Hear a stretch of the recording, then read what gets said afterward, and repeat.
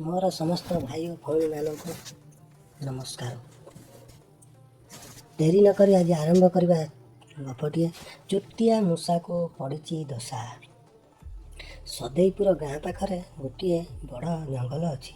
से जंगल बाघ भालू हाथी और अन्य पशुपक्षी बास करुले। से निज निजर शत्रुता भाव को भूली मिलमिशि चलुले। से ही जंगल मध्य गोटे चुटिया मूषा निज परिवार सहित रोला। जंगल बास करुवा सबु पशु पक्षी माने मिलमिशि भाई बंधु कुटुंब पर चलुले। यहीपर किछि दिन गला चुटिया मूषा को कि जर है केजाणी मोटे छाड़ा ना। जिते प्रकार औषध खाइले जेते डाक्टर देखिले से भल है ना। रोगर जंत्रण छटपट हो पानी पीवा को रुचिला ना। खाइबा बिना चुटिया मूषाटी दिन को दिन दुर्बल हो गला। बंचिबा ता पक्षे बड़ असंभव हो गला। चुटिया मूषाटी जीवन विकल बंचापी अनेक देवदेवी पाखरे अधिया पड़ा, किंतु तथापि तार ज्वर भल है ना। शेष निराश हो सबु आशा छाड़ी चुटिया मूषा को फेरी आसी गोटे गछ मूल हालिया हो बसी पड़ा। यही समय से बाट दे गोटे बुढ़ा बिलुआ जाऊए। तार आखि पड़ा गछ मूल हालिया हो बसी चुटिया मूषा उपर। से चुटिया मूषा को देखी ता पाखक गला। पाखरे जाई देखिला चुटिया मूषाटी आउ मूषा परी देखा जाऊ ना। से बहुत दुर्बलिया देखा जाउछि। बुढ़ा बिलुआ पचारिला, अरे चुटिया तोर ए अवस्था केमिति हैला? तू तो एकदम पशु परी देखा जाऊना। पुणी तो तोर गोटे मुंड कंचिया सुखी परी देखा जाउछु, किंतु तू टिके अंडीरी पुआ नना को आज पर्यंत जनाऊना। बुढ़ा बिलुआ कहला। कथा शुणी चुटिया मूषा कहला, नना कौन करी ये जर तो मत आउ छाड़ू ना। से जर लगी मत कि खाइबा पीवा रुचुना। मुझी भिड़ी मोड़ी हो कि खाई जाऊँगी ताहले संगे संगे कंसा दुई कंसा बांति हो जाऊँगी। यही मगुसुर को मिसाइले 4 मास हम मु जल तुलसी किसी आहार करना। जल तुलसी मैंने बंधु मैंने बुझीपार कि खाई ना। से नना मोर अवस्था एपरी होइछि। मु केवल दुर्बल ठेली पेली हो।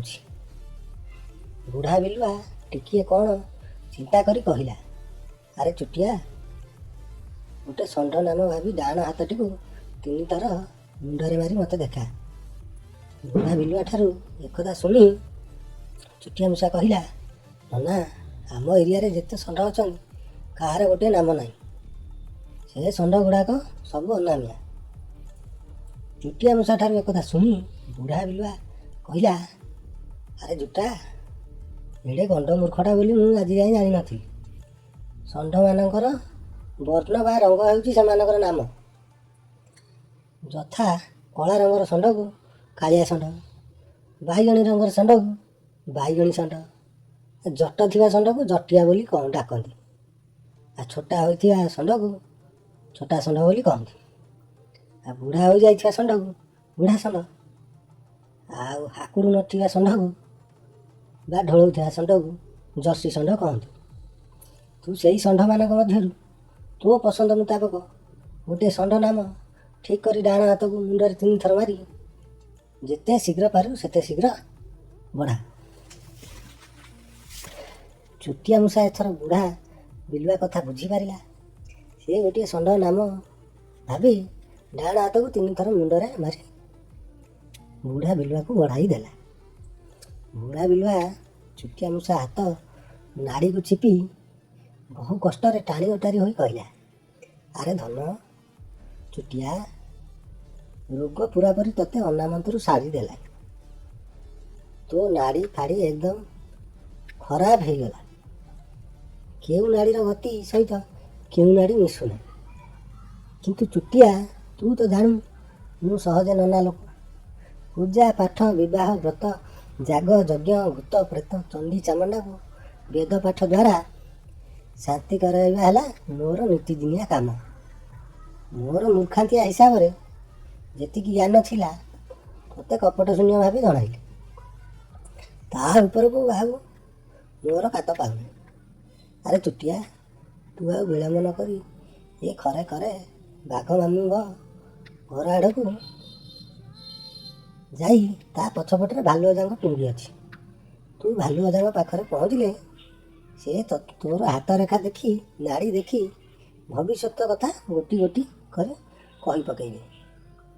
ଛୋଟିଆ ମୂଷାକୁ କଥା କହି ବୁଢ଼ା ବିଲୁଆ ଛୋଟିଆ ମୂଷାର ମଙ୍ଗଳ କାମନା କରି ଗୋଟେ ଲମ୍ବା ଚଉଡ଼ା ଶ୍ଲୋକ ଗମ୍ଭୀରିଆ ସ୍ୱରରେ ବୋଲି ଚାଲିଗଲା। ବୁଢ଼ା ବିଲୁଆ ଠାରୁ ଏକଥା ଶୁଣି ଛୋଟିଆ ମୂଷା ବହୁ କଷ୍ଟରେ ଗଛ ମୂଳରୁ ଉଠି ଝାଡ଼ି ଝୁଡ଼ି ହୋଇ ଗୋଟିଏ ଗୋଟିଏ ଚାଲି ଭାଲୁ ଅଜାଙ୍କ ଟୁଙ୍ଗିରେ ପହଞ୍ଚିଲା। ସେତେବେଳେ ଭାଲୁ ଅଜା ଗୋଡ଼ ଦୁଇଟିକୁ ଉପରକୁ ଟେକି ଖରା ଖାଉଛନ୍ତି।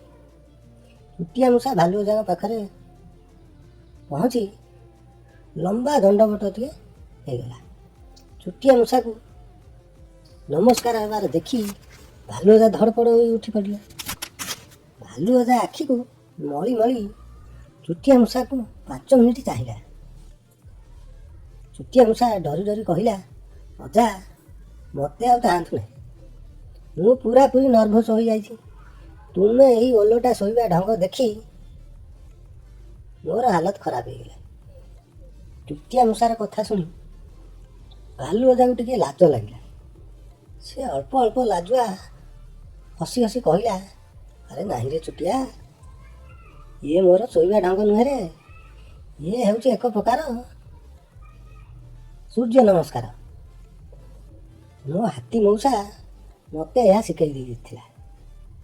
ଏହି ସୂର୍ଯ୍ୟ ନମସ୍କାର କଲେ ମୋଟେ ରୋଗ ହେବ ନାହିଁ। ମୁଁ ଆଗରୁ ପ୍ରତିଦିନ ସକାଳୁ ସଞ୍ଜେ ଯୋଗ ଅଭ୍ୟାସ କରୁଥିଲି, କିନ୍ତୁ ଏବେ ପିଲା ଛୁଆଙ୍କ ଜଞ୍ଜାଳରେ ସକାଳୁ ସଞ୍ଜେ ଯୋଗ କରିବାକୁ ସମୟ ହେଉନାହିଁ। ଏହିପରି ମଝିରେ ମଝିରେ ଟିକିଏ ଫୁର୍ସତ ମିଳିଲେ ଯୋଗ ଆରମ୍ଭ କରିଦିଏ ଆଉ। ଛୋଟିଆ ମୂଷାକୁ ଚାହିଁ ଭାଲୁ ପୁଣି କହିଲା, ଆରେ ଛୋଟିଆ, ତୁ ମୋତେ ଦେଖି ଜାଣିପାରିନାହୁଁ? ଛୋଟିଆ ମୂଷା ଭାଲୁକୁ ଚାହିଁ କହିଲା, ହଁ ଅଜା, ଆପଣଙ୍କ ଚେହେରାରୁ ଜଣାପଡ଼ୁଛି ଆପଣ ଜଣେ ଯୋଗର ଗୁରୁ ଥିଲା ପରି ଜଣାପଡ଼ୁଛି। ଛୋଟିଆ ମୂଷାର ଏକଥା ଶୁଣି ଭାଲୁ ଅଜା ଅଳ୍ପ ହସି ହସି କହିଲା, ହଁ ରେ ଛୋଟିଆ, ତୁ ଠିକ୍ ଅଣ୍ଠିଟି ଧରିଛୁ। ମୁଁ ସେ କଥା କହିବାକୁ ମୋତେ ଭୁଲି ଯାଇଛି। ବନ୍ଧୁମାନେ, ଏହି ପାର୍ଟ ପ୍ରଥମ ପାର୍ଟ। ଦ୍ୱିତୀୟ ପାର୍ଟ ଦେଖିବାକୁ ଚାହୁଁଥିଲେ କମେଣ୍ଟରେ କମେଣ୍ଟ କରି କୁହନ୍ତୁ। ବହୁତ ଶୀଘ୍ର ମୁଁ ଦ୍ୱିତୀୟ ପାର୍ଟ ନେଇକି ଆସିବି। ସେ ପର୍ଯ୍ୟନ୍ତ ଲାଇକ୍, ସବସ୍କ୍ରାଇବ୍ ଆଉ ବେଲ୍ ଆଇକନ୍କୁ ଦବାନ୍ତୁ। ଭିଡ଼ିଓ ଅପଲୋଡ଼ ହେବା ମାତ୍ରେ ଆପଣଙ୍କୁ ମେସେଜ୍ ଆସିବ। ଜୟ ଜଗନ୍ନାଥ।